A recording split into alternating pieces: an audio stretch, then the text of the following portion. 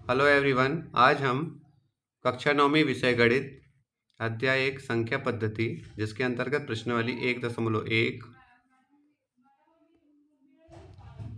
का अध्ययन करेंगे। जिसके अंतर्गत पहला क्वेश्चन है हमारा, क्या शून्य एक परिमेय संख्या है?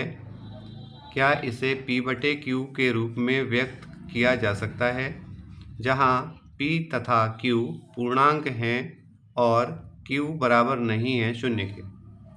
अब इसको हमने हल करना प्रारंभ किया तो हमारा आंसर होगा हाँ, शून्य एक परिमेय संख्या है, क्योंकि शून्य एक पूर्णांक तथा पूर्ण संख्या है तथा प्रत्येक पूर्ण एवं पूर्णांक परिमेय संख्या होती है। जैसे शून्य को 0/1 कामा 0/2 कामा 0/3 कामा 0/4 डैश डैश डैश इत्यादि के रूप में लिखा जा सकता है, जो कि p/q का स्वरूप है, जहां p, q belongs to z तथा q is not equal to 0। प्रश्न क्रमांक सेकंड, 2 और 3 के बीच 6 परिमेय संख्या ज्ञात कीजिए। हमने हल स्टार्ट किया। चूंकि हमें 3 और 4 के बीच 6 परिमेय संख्याएं ज्ञात करनी है और हम 3 को 3/1 तथा 4 को 4/1 परिमेय संख्या के रूप में व्यक्त करते हैं, और चूंकि हमें 6 परिमेय संख्याएं ज्ञात करनी है इसलिए उसमें एक अधिक किया और अंश तथा हर में 7 का गुणा करेंगे हम। तो हमारे पास 3 = 3/1 है, इक्वल 3/1 में अंश में भी 7 का और हर में भी 7 का गुणा किया तो हमें संख्या प्राप्त हुई 21/7। ठीक इसी प्रकार 4 = 4/1, चूँकि हमें 6 परिमेय संख्या ज्ञात करनी इसलिए 7 का अंश और हर दोनों में गुणा किया तो हमें 4 × 7 अंश में 28 तथा 1 × 7 हर में 7 प्राप्त हुआ। इस तरह हमें संख्या प्राप्त हुई 28/7। अब 3 और 4 के बीच परिमेय संख्याओं को निम्न प्रकार से दर्शाया जा सकता है, 3 कामा डैश डैश डैश। इसी तरह से बीच में हमें 6 चाहिए इसलिए 6 बार हमने डैश डैश डैश करके संख्याओं को लिख दिया है और लास्ट में 4 है। और हमको चूंकि 3 का मान हमें 21/7 प्राप्त हुआ, बीच में हमें 6 परिमेय संख्या चाहिए, हमने इस तरह से व्यक्त कर दिया है और लास्ट का नंबर हमारा है 28/7।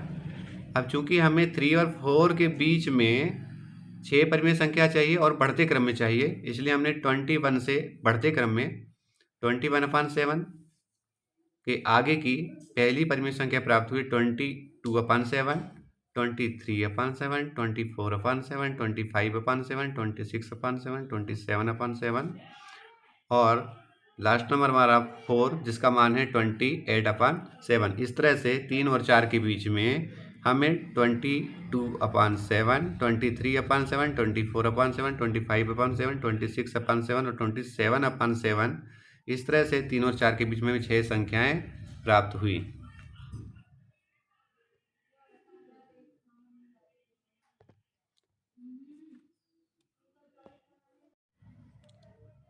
क्वेश्चन नंबर 3, 3/5 एंड 4/5 के बीच 5 परिमेय संख्याएं ज्ञात करनी है। हमने हल स्टार्ट किया। 3/5 और 4/5 के बीच में हमें 5 संख्याएं ज्ञात करनी है, इसलिए 5 से एक अधिक 6 का अंश और हर दोनों में गुणा करना होगा। तो 3/5 में हमने अंश में भी 6 और हर में भी 6 का गुणा किया तो हमें 3/5 की वैल्यू प्राप्त हुई 18/30। इसी तरह 4/5 में भी अंश और हर में 6 का गुणा किया तो हमें संख्या प्राप्त हुई 24/30। अब 3/5 एंड 4/5 के बीच 5 परिमेय संख्याओं को निम्न प्रकार से व्यक्त कर सकते हैं। 3/5 बीच में हमने 5 संख्याओं के लिए चिन्ह बनाकर रखा है और लास्ट का नंबर हमारा 4/5। अब चूंकि 3/5 की वैल्यू हमारी 18/30 और 4/5 की वैल्यू हमारे पास 3/30 प्राप्त हुई है। और चूंकि हमारे 3/5 और 4/5 में हमें बढ़ते क्रम में संख्याएं प्राप्त करनी है, इसलिए हमने 18/30 की अगली हमारे पास परिमेय संख्या प्राप्त हुई 19/30, 20/30, 21/30, 22/30, 23/30 और लास्ट में हमारा नंबर था 24/30। इस तरह से 3/5 एंड 4/5 के बीच हमारी 6 परिमेय संख्याएं इस तरह से प्राप्त हुई। इसी तरह से हम अन्य क्वेश्चनों को भी बहुत सरलता के साथ हल कर सकते हैं।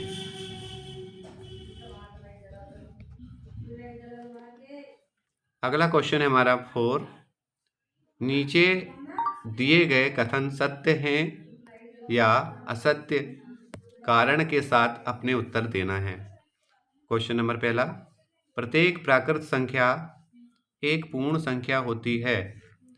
हमारा उत्तर होगा सत्य, क्योंकि प्राकृत संख्याओं का समुच्चय n पूर्ण संख्याओं के समुच्चय w का उपसमुच्चय होता है, अर्थात सभी प्राकृत संख्या पूर्ण संख्या में समाहित होती हैं।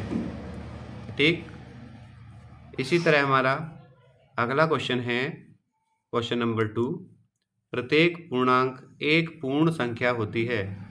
हमारा उत्तर होगा असत्य। अब कारण देंगे, क्योंकि पूर्णांकों में ऋणात्मक संख्याएं होती हैं, जबकि पूर्ण संख्याओं में केवल धनात्मक संख्याएं होती हैं, अर्थात पूर्णांक का समुच्चय z पूर्ण संख्याओं के समुच्चय w का अधिक समुच्चय यानी सबसेट होता है। अगला क्वेश्चन नंबर 3 है, प्रत्येक परिमेय संख्या एक पूर्ण संख्या होती है। इसका भी आंसर होगा असत्य, क्योंकि p/q के रूप में लिखी जाने वाली परिमेय संख्याएं ऋणात्मक भी होती हैं, जबकि पूर्ण संख्याएं शून्य सहित केवल धनात्मक होती हैं। Thank you.